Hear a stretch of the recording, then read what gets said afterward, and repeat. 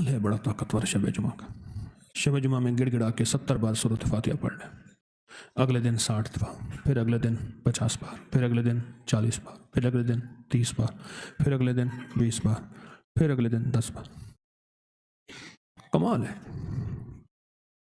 میں نے تو بڑے بڑے لوگوں کو اس عمل سے تونگر ہوتے دیکھا. تونگر آنکھوں کے سامنے منظر ہے، آج بھی آنکھوں کے سامنے.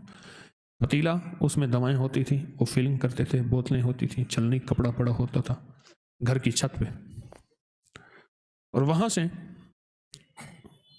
یہ اس عمل کی برکتوں نے اپنی بہاریں دکھائیں. ایسی عجیب و غریب بہاریں، کمال بہاریں دکھائیں، کمال کر دی.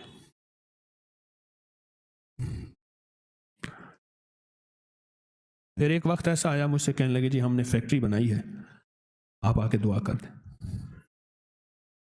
پتہ نہیں، یاد نہیں میں نے وہاں فیکٹری میں بھی یہ عمل کا حوالہ دیا یا نہیں دیا، مجھے یاد نہیں. میں نے تو یہ عمل دیکھا. ایک صاحب میرے پاس آتے تھے، یہ جوتیوں کے نا تلووں کا کام کرتے تھے. جوتیوں کے تلوا ہوتے ہیں، اس کا کام کرتے تھے. فیکٹریوں سے لے کے دکانوں میں بیچنا، یا اس کا میٹیریل ہوتا ہے ربڑ وغیرہ، وہ کام کرتے تھے. قدرت کا نظام دیکھے، میں نے انہیں یہ عمل بتایا. میں نے کہا ایک جمعرات 1 ہفتہ کر لیں، 5 ہفتے کر لیں، 7 ہفتے کر لیں، 9 ہفتے کر لیں.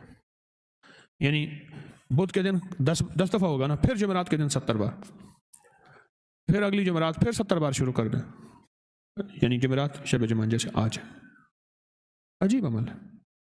ضرورتیں پوری نہ ہو رہی ہوں، شادیاں سر پہ سوار ہوں، اولاد کا بوجھ ہو، گھر میں مسائل ہوں، بے روزگاری ہے، کاروباری مسائل ہیں، صحت کے مسائل ہیں، رزق کے مسائل ہیں، زندگی کے مسائل ہیں.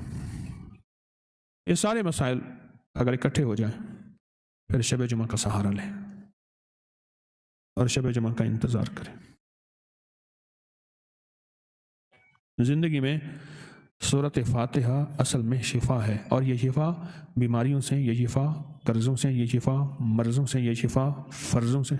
ذہن پہ فرض میرے اوپر غالب ہے. ہمارے ہاں معاشرے میں بیٹی اور بیٹے کی شادی کو فرض کہتے ہیں کہ یہ میرے اوپر فرضوں کا بوجھ ہے. فرض ہے، قرض ہے، مرض ہے، اور عرض ہے. کسی سے عرض کر رہے ہیں، وہ مان ہی نہیں رہا. وہ اللہ سے عرض ہے یا بندوں سے عرض ہے؟ شب جمعہ کمال ہے.